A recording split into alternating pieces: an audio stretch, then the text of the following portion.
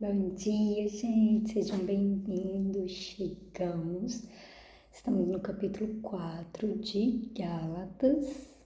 É isso, esse canal onde aqui você lê um capítulo da Bíblia por dia. O cabelo hoje tá assim.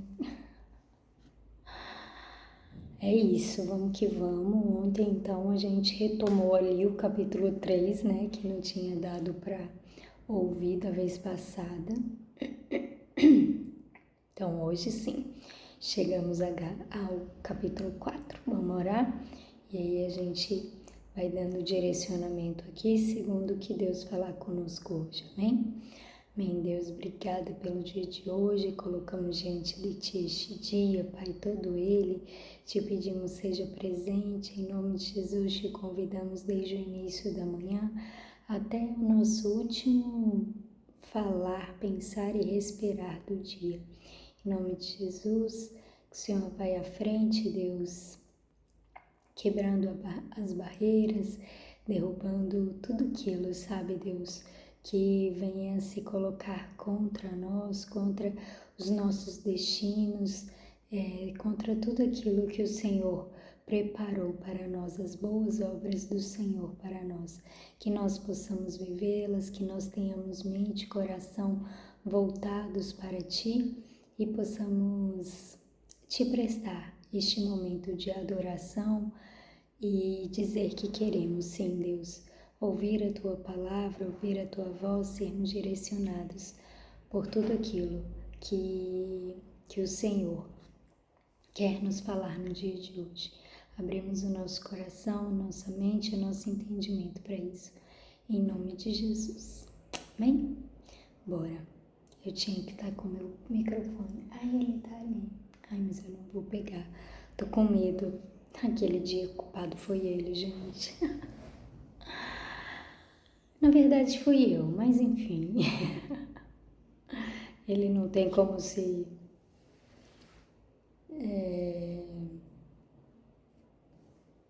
como se justificar, então a gente põe a culpa só nele mesmo. Bom, vamos lá então. Capítulo 4 vai dizer: digo mais isto, enquanto é menor de idade, o filho que vai herdar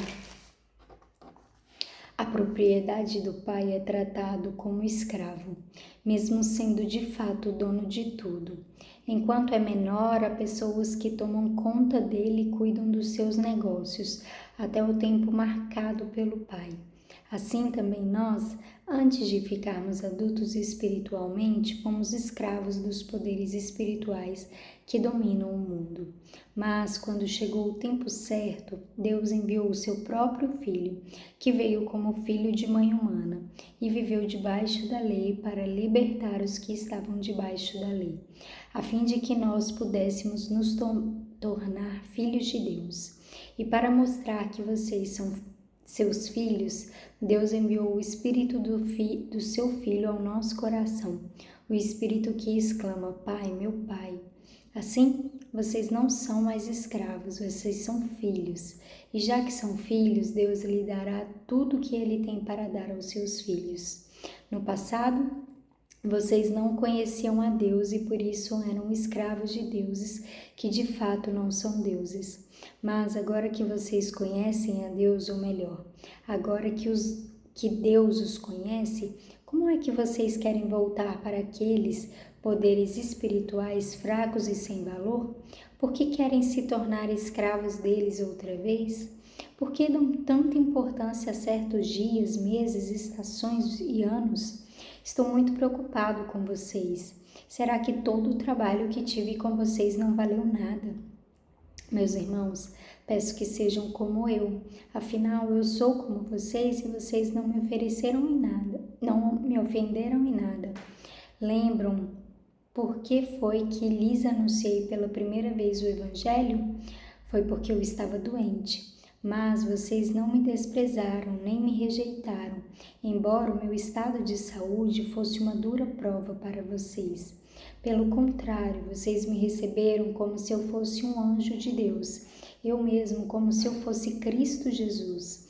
E como vocês estavam felizes, eu posso afirmar que se pudessem, vocês teriam arrancado seus próprios olhos para me dar. O que foi que aconteceu? Será que agora, por ter dito a verdade, eu me tornei inimigo de vocês? Esses homens mostram um grande interesse por vocês, mas a intenção deles não é boa. O que eles querem é separar vocês de mim, para que vocês sintam por elas o mesmo interesse que eles sentem por vocês. É bom vocês terem um interesse sincero sempre e não somente quando estou com vocês. Meus queridos filhos, eu estou sofrendo por vocês, como uma mulher que tem dores de parto, e continuarei sofrendo até que Cristo esteja vivendo em vocês. Como eu gostaria de estar aí agora para poder falar com vocês de modo diferente. Estou muito preocupado com vocês. Vocês que querem estar debaixo da lei, me digam uma coisa. Vocês não estão ouvindo o que a lei diz? Ela diz que Abraão teve 2 filhos, um de uma escrava Agar, outro de uma mulher livre, Sara. O filho da escrava foi gerado como todas as crianças são geradas, mas o filho da mulher livre foi gerado por causa da promessa de Deus. Isto serve como um símbolo. As 2 mulheres representam as 2 alianças. Uma aliança é a do Monte Sinai e está representada por Agar. Os que são dessa aliança nascem escravos, pois Agar representa o Monte Sinai, na Arábia, e Agar é o símbolo da Jerusalém atual, que é escrava com todo o seu povo. Mas a Jerusalém celestial é livre e ela é a nossa mãe, pois as escrituras sagradas dizem: você mulher que nunca teve filhos, fique alegre. Você que nunca sentiu dores de parto, grite de alegria, pois a mulher abandonada terá mais filhos do que a que mora com o marido. Meus irmãos, vocês são como Isaac, são filhos de Deus, por causa da promessa divina. Naquela época, o filho que havia sido gerado como todas as crianças são geradas, perseguiu o que havia sido gerado por causa do Espírito de Deus.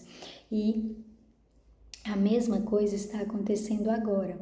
Mas o que é que as escrituras sagradas dizem? Elas dizem: mande embora a escrava e o filho dela, pois o filho da escrava não herdará a propriedade do pai, junto com o filho da mulher livre. Portanto, meus irmãos, nós não somos filhos de uma escrava, mas de uma mulher livre. É isso.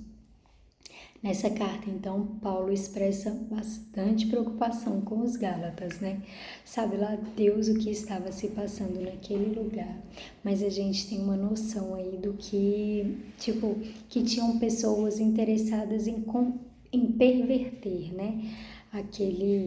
Aquilo que foi lhes entregue em primeiro momento por Paulo, tentando ali fazer com que eles seguissem a lei, né? E aí, eu quero destacar, esse capítulo todo é maravilhoso, né, gente? Mas o que eu quero destacar hoje, o que tem tocado aqui no meu coração, essa parte, são 2 coisas.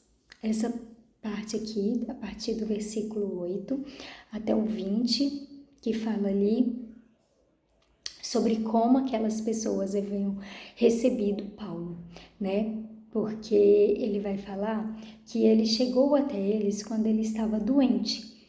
E aquilo podia ser uma tentação, um jeito assim de tipo, cara, olha o que esse cara tá passando. Sabe, será que ele é de Deus? Será que eu devo mesmo ouvir ele? Será que, Deus tá com ele? Entende? Então, para mim, quando ele fala aqui, aí ele fala, mas vocês, vou ler a parte que eu entendo sobre isso, mas vocês lembram porque foi que lhes anunciei pela primeira vez o Evangelho? Foi porque eu estava doente, mas vocês não me desprezaram, nem me rejeitaram, embora o meu estado de saúde fosse uma dura prova para vocês. Em outras versões está como tentação, fosse uma tentação para vocês, de falar, cara, E aí vai continuar. Pelo contrário, vocês me receberam como se eu fosse um anjo de Deus, ou mesmo como se eu fosse o próprio Cristo Jesus. E como estavam felizes, eu posso afirmar que se pudessem, vocês teriam arrancado os próprios olhos para me dar. Então Paulo vai falar que esse foi o primeiro contato com eles. Sabe, o evangelho muitas vezes ele é conhecido e reconhecido através dos sinais, dos milagres, das maravilhas. As pessoas abrem espaço para ouvir a primeira vez por conta de algo incrível que aconteceu e que elas falam, cara, isso só Deus, né? Comigo, eu contei um pouquinho ontem, né, como aconteceu comigo. Não foi por um sinal, um milagre, uma maravilha, mas foi ali por algo que me traz muito, que é o que eu mais amo, sabe? Que são pessoas, sabe? Então, assim, as pessoas ao meu redor, aquele tipo de pessoa, aquela inteligência, aquelas pessoas, sabe? Super, assim, acolhedoras, enfim. Mas talvez você seja por uma cura de uma doença, seja por por um filho que você teve, sabe? Que uma pessoa foi lá, declarou sobre a sua vida e você de fato gerou, e aí depois disso você falou, cara, não há como esse não ser Deus, sabe? Não há como Deus não ser Deus. Então, talvez você decidiu crer assim, mas aquele povo lá, essas pessoas de Gálatas da Galácia que Paulo está falando, não. Disse que a primeira vez que eles tiveram contato com o Evangelho foi com Paulo enfermo, foi com Paulo menos capaz, tipo, não é nem menos capaz, né? Mas foi com Paulo, sabe quando bate aquele boom na nossa cabeça? E é assim, sabe? Então, não é porque você não está vivendo, não está sendo tudo o que gostaria de ser, não está vivendo como gostaria, ou está com uma enfermidade, ou está com um problema financeiro, que você não pode pregar o Evangelho. O Evangelho tem que ser pregado em tempo e fora de tempo, porque tem pessoas que vão ouvir e aceitar e acreditar nele nesse momento, né? Mesmo com você nessa fase de vida. Então é isso, sabe? E a segunda coisa que eu gostaria de destacar é essa parte aqui que Paulo fala a partir do versículo 27, que vai dizer assim: pois as escrituras sagradas dizem, você mulher que nunca teve filhos, fique alegre, você que nunca sentiu dores de parto, grite de alegria, pois a mulher abandonada terá mais filho do que a que mora com o marido. Meus irmãos, vocês são como Isaque, são filhos de Deus por causa da promessa divina.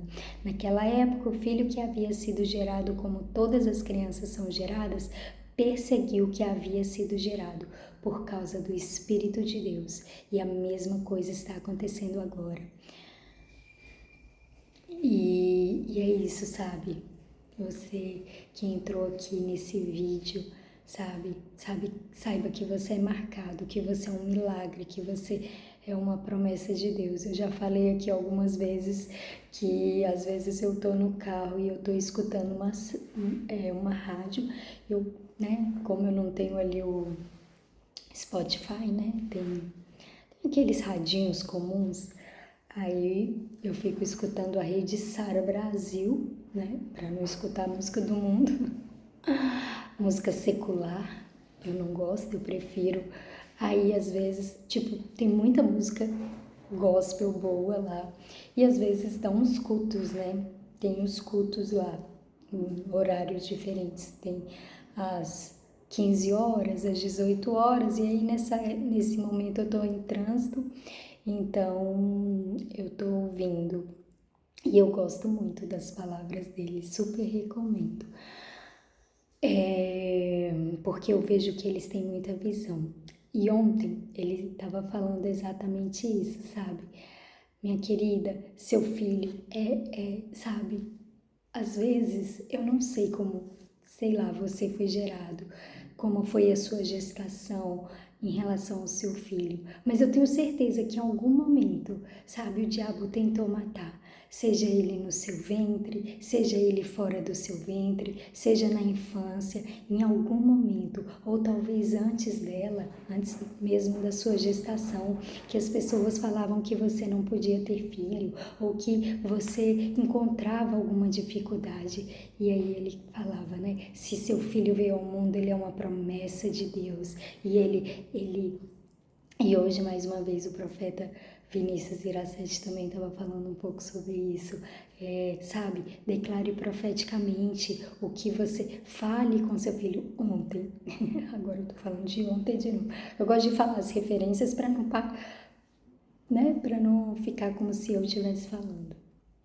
Mas ontem o bispo Rodovalho falava sobre isso, sabe? Fala para o seu filho, fala como ele veio ao mundo, fala como foi difícil, quais foram as palavras liberadas a respeito da vida dele, abençoa ele, começa a declarar, sabe? Fala o que você sabe que ele vai ser, que ele vai, como ele vai frutificar, como ele... Então é isso, sabe? Pra gente se lembrar, porque essa é a verdade da nossa vida. Nós fomos gerados, sabe? Nós fomos gerados com uma promessa. Até hoje o perseguidor vem atrás de nós, tenta de toda forma ou roubar a palavra, roubar o evangelho, roubar a nossa vida, roubar a nossa alegria. Mas, sabe, como filhos de Deus, como aqueles que foram alcançados pela palavra, como aqueles que conseguiram vir ao mundo, que teve aí essa simbiose, né, do óvulo com o espermatozoide, e aí nós conseguimos nascer. É isso que fala a respeito sobre nós, sobre o que Deus quer que nós sejamos. Nós sejamos mais do que vencedores em Cristo Jesus. Amém? É isso, gente. Deus abençoe. Nossa, gente, perdão pelo meu cabelo.